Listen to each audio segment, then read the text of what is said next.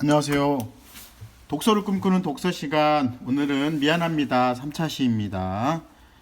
교과서는 88쪽 13째 줄입니다. 88쪽 13째 줄. 그래서 이 미안합니다라는 수필 중에서 두 번째 에피소드 두 번째입니다. 미안합니다라는 말이 갖고 있는 어떤 위력이라고 해야 되나요? 아니면 뭐 어떤 미안합니다라는 말이 갖고 있는 힘, 뭐 이런 거에 대해서 설명하고 있습니다. 88쪽 13째 줄부터 간단히 읽으면서 하겠습니다. 하지만 오늘 나는 미안합니다라는 말, 아니 그 말의 위력에 대해서 다시 생각해 봐야만 했다. 그래서 그 있었던 일을 한 번 더 이야기를 해주고 있습니다. 저녁 때 아버지가 차를 갖고 오피스텔에 있는 나를 데리러 오셨다. 아버지와 만나기로 한 약속 시간보다 조금 늦게 나갔는데 건물 뒤편에 있는 주차장 경비원이 아버지에게 현관 가까이에 차를 댔다고 소리를 지르고 있었다. 아버지는 계속 허리를 굽히면서 사과하고 계셨다. 그래서 그 사실적인 그런 내용인데요. 그냥 그 사건만 그냥 얘기하는 거죠. 미안합니다라고 하는 거. 특히 그리고 그 다음부터 미안합니다. 잠깐만 있을 겁니다. 제가 기다리고 있는 사람이 곧 나올 겁니다라고 해서 그 딸을 기다리고 있는데 이제 화자죠, 화자. 글쓴이. 그래서 이제 전부 이것도 똑같이 대화체로 되어 있기 때문에 말하기 방식이에요, 보여주기 방식이에요. 보여주기 방식이죠. 보여주기 방식이란 뜻 알아두세요. 전 시간에 한 거. 보여주기 방식. 그러나 아버지 연세쯤 되어 보이는 경비원은 심하게 아버지를 힐책하였다. 옆에 설명되어 있습니다. 힐책하다, 굉장히 꾸짖다, 야단치다 이런 뜻입니다. 힐책하였다. 글쎄 기다리려면 저기 주차장 안에 차를 대고 기다리란 말이에요. 왜 하필이면 현관 앞에 차를 대냐고요. 미안합니다. 조금만.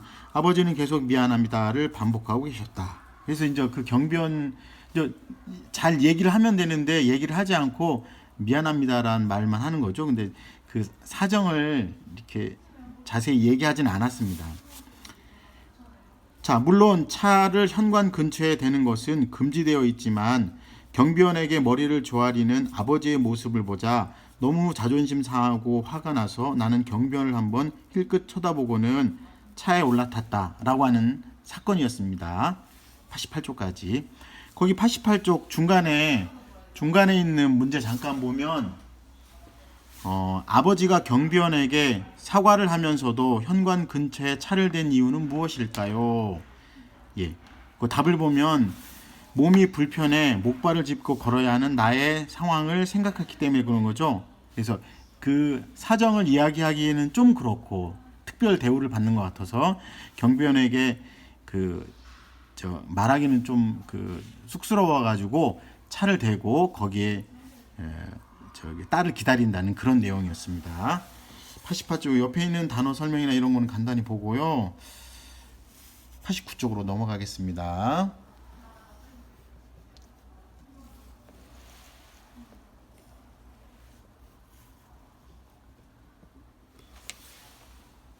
(89쪽이에요) 89쪽입니다. 경비원은 잠시 나와 목발을 번갈아 가며 쳐다보았다. 이제 경비원은 이제 오해가 풀려서 서로 이해한다는 뜻이죠. 그러고는 아버지에게 깊이 머리를 숙이더니 아이고 정말 죄송합니다.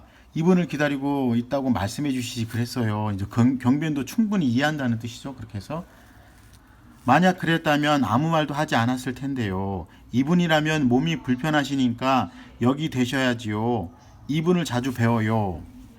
말을 하는 와중에도 그는 중간중간 미안합니다, 죄송합니다라는 서로 이제 그 경비원도 그렇고 아버지도 그렇고 미안합니다라는 말을 적절하게 잘 활용한다는 뜻이죠.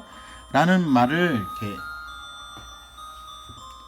이제 학교에서 찍어가지고 종소리가 좀 들리네요. 미안합니다.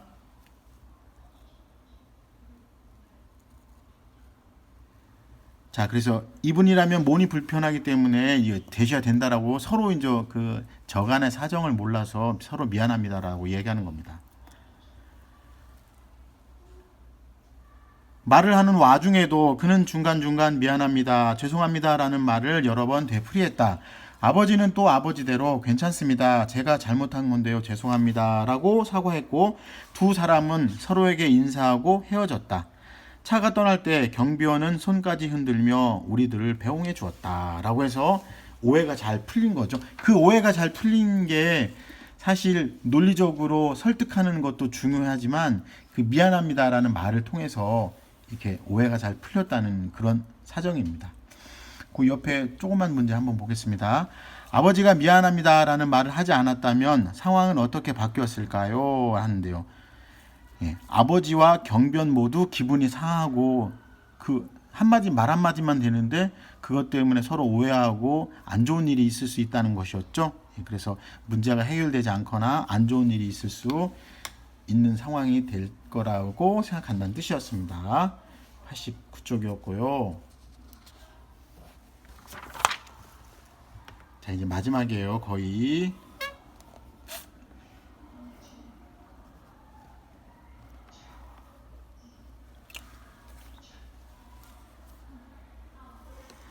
(90쪽이죠) 보겠습니다. 얼마나 아름다운 결말인가. 서로 얼굴을 붉히고 마음이 상한 채로 헤어졌을 수도 있는 일이었지만 두 사람은 모두 기꺼이 미안합니다 하고 사과를 했기 때문에 기분 좋게 웃으며 헤어질 수 있었습니다. 예, 헤어질 수 있었다라는 얘기죠. 그래서 그 어떤 갈등이나 이런 문제, 오해 이런 걸 해결하는데 사실 그 말 한마디면 충분하다라고 이 분이 글쓴이가 주장하는 내용이었습니다. 아마도 나라면 아버지처럼 사과하는 대신 금방 간다는데 왜 그러세요? 그렇게 융통성이 없으세요? 하면서 얼굴을 찌푸렸을 것이고 경비원도 사과하는 대신 그래도 원칙은 원칙이지 아무리 몸이 불편한 사람 기다린다고 차를 현관 앞에 세우다니 라고 생각하면서 표로 통한 얼굴로 돌아섰을 것이다. 예, 서로 자기 주장만 하면은 이런 문제가 있을 수 있다라고 말하는 겁니다.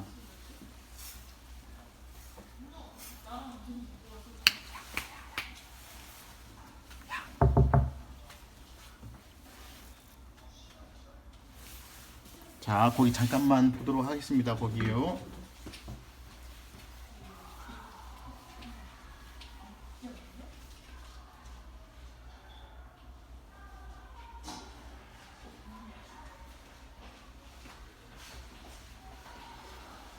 자, 거기 이제 마지막 거기 에피소드였습니다. 그래서 서로 그 말 한마디만 될 걸 오해한다는 얘기입니다. 그러나 나보다 나이도 많고 인생 경험도 풍부한 두 사람은 좋은 결말을 만드는 법을 잘 알고 있었다.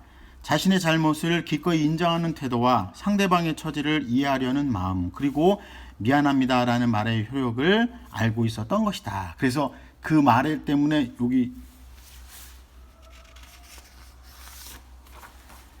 여기에서는 미안합니다의 위력,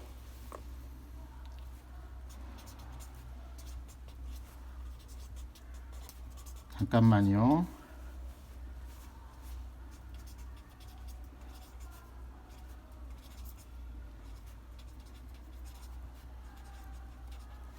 예.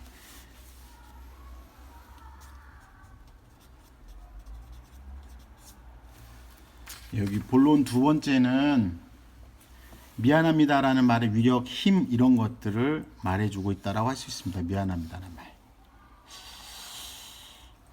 할 수 있죠. 또 미안합니다 한 번 말할게요. 여기 야자실에서 찍는데 학생들이 잠깐 와가지고 약간 소란스럽고 시끄러웠죠. 조금 벨소리도 들리고 이제 안정됐습니다. 미안합니다. 좀 조용할 거예요. 그래서 미안합니다라는 말의 위력을 사례 중심으로 설명하고 있었습니다. 자, 거기 조그만 문제 하나 볼게요. 아버지의 말은 나에게 어떤 영향을 주었는가? 예, 아버지는 자신의 잘못을 솔직하게 인정하는 자세와 미안합니다라는 말을 좀 더 자주 할 수 있는 용기. 예, 아버지가 나에게 준 교훈은 미안합니다라는 말에 힘, 이런 것들을 줬다고 할 수 있습니다. 자, 90쪽 12째 줄 마지막 결론 보도록 하겠습니다. 끝. 자, 그래도 나는 차를 타고 나서 아버지에게 투덜댔다. 아버지, 왜 그 사람한테 허리까지 굽히고 그래? 채신없어 보이잖아. 라고 대화체로 계속 이야기를 하고 있는 거죠. 대화체, 보여주기 방식으로 말하고 있습니다. 보여주기 방식. 그러자 아버지가 의아한 표정으로 말씀하셨다. 채신? 원, 잘못한 거 사과하는데 채신은 무슨 채신이야? 채신이란 뜻 알죠? 채신이 없다. 옆에 보세요. 말이나 행동이 경솔하여 위험이나 신망이 없어 보이는 행동. 왜 채신 없어 보인다라고 딸이 미안합니다라는 말을 자주 쓰는 게 좀 채신 없어 보인다라고 했는데 그렇지 않다라고 하는 거죠. 미안합니다라는 말 자주 써도 괜찮다라고 하는 거죠. 무슨 채신이냐라고 아버지가 반론을 제기하니까요. 문득 영수 얼굴이 떠올랐다. 잘못한 것을 사과하는데 선생체면은 무슨 선생체면? 수업 중에 내가 한 말 때문에 영수가 아직도 상심해 있을지도 모른다. 내일은 수업 끝나고 정식으로 사과해야지 라고 해서 자기 반성을 하게 되죠. 그러니까 수필이니까 이런 감동을 주기 위해서 자기 반성을 하는 거죠. 이 미안합니다라는 말이 이렇게 중요하다는 거예요. 얘 영수야. 그래서 이렇게 끝맺고 있네요. 영수에게 하는 말로 얘 영수야. 지난번엔 미안했어. 수업 중에 읽을 것 시키지 말라고 말해주지 그랬니? 모르고 그런 거니 용서해 줄 수 있지? 용서해 줄 거지? 라고 얘기하는 겁니다. 이번 일을 계기로 나도 미안합니다를 좀 더 자주 말할 수 있을 것 같다 라고 해서 미안합니다라는 말이 갖는 그런 긍정적인 힘을 말하고 있습니다. 거기까지가 마지막 결론입니다. 그래서 영수의 일에 대한 자기 반성.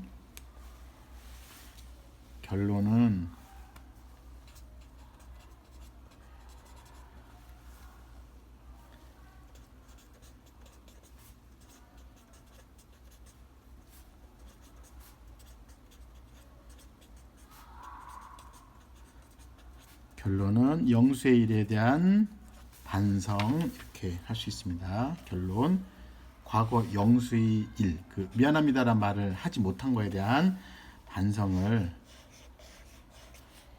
담고 있다라고 할 수 있습니다. 미안합니다라는 말. 자, 여기까지 끝났습니다. 간단히 정리하면 이 글은 갈래는 당연 에세이죠.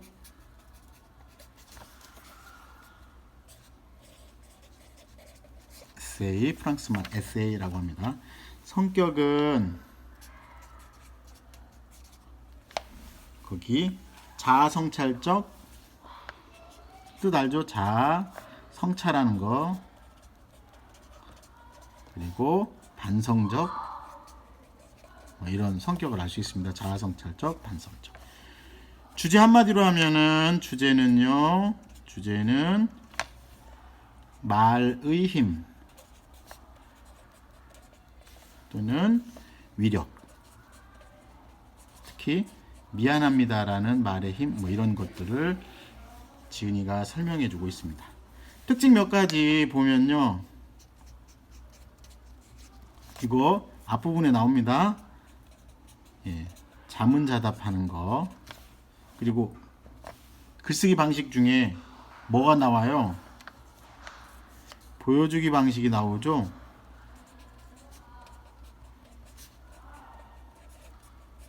보여주기 방식은 직접적인 거라 그랬어요? 간접적인 거라 그랬어요? 전 시간에 배웠는데 보여주기 방식은 간접적으로 제시하는 거죠. 간접적으로 제시한다. 잘 알아두기 바랍니다. 말하기 방식, 간접적인 제시, 보여주기 방식. 다른 말로 하면은 이거를 대화체 중심이다 라고 이렇게 할 수 있습니다. 꼭 전부 대화체로 되어 있는 건 아니지만 대화체가 많이 사용되고 있다 이렇게 알아주면 되고요. 그리고 또 일상적인 사례 중심, 예시, 일상적인 자기 주변에서 일어나는 일상적인 사례를 중심으로 하고 있고 체험적이다 이런 것도 특징이라고 할 수 있습니다. 수업 시간에 일어나는 일 이런 거 체험적, 반성적이라는 특징을 갖고 있습니다. 잘 됐죠? 거기까지. 다음은 91쪽으로 넘어가겠습니다. 두두두두두두두두두 91쪽으로 두두두두 넘어가겠습니다. 91쪽 학습활동 1번 글쓴이가 미안합니다 라는 말을 하기 어려웠던 이유 여러 가지가 있었죠. 이거 여러분 본문에서 꼭 찾아 쓰세요. 선생님도 지금 기억나는 거 몇 가지 얘기하면은 첫 번째는 저기 뭐 자존심 때문에 또는 무슨 거부감 때문에 또는 뭐 열등의식이라든가 뭐 이런 거 있죠. 그리고 거기 나오는 사자성어로 나온 거 있었죠. 기억이 안 나네. 자격지심 때문에 그렇다는 거죠. 자격지심 또는 뭐 패배의식이라고 해야 되나? 패배감 뭐 이런 거 뭐 여러 가지 있으니까요. 잘 여러분이 정리해 보기 바랍니다. 글쓴이가 미안합니다라는 말을 하기 어려웠던 이유 꼭 정리해 두세요. 굉장히 중요해요. 선생님도 여기 표시해 둘게요.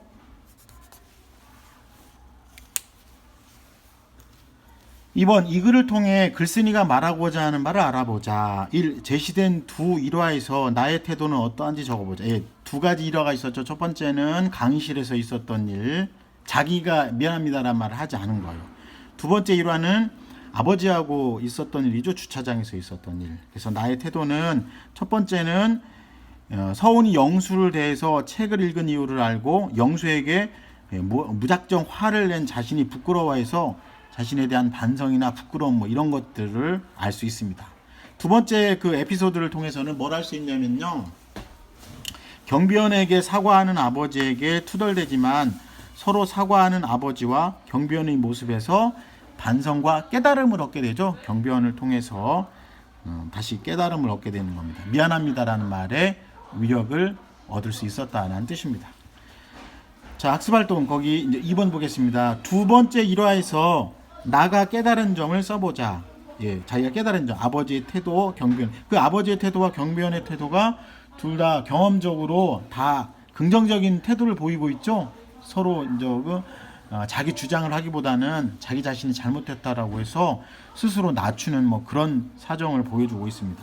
그래서 나의 깨달음은 간단히 정리하면 되겠죠. 그런 것을 통해서 겸손한 것을 깨닫는다라든가 미안합니다라는 말을 통해서 자기 자신을 잘 표현할 수 있었던 거, 예, 미안합니다라는 말을 통해서 자신의 마음을 잘 드러내는 거 이런 것들을 잘 깨달았다라고 예, 갈등을 해결하는 데 중요하게 되었다는 것을 알 수 있습니다. 수고했습니다. 오늘은 여기까지. 다음 시간에 학습활동도 이어다가 가도록 하겠습니다. 오늘 수능 준비 때문에 좀 소란스러워서 미안합니다. 다음 시간에 만나요. 안녕.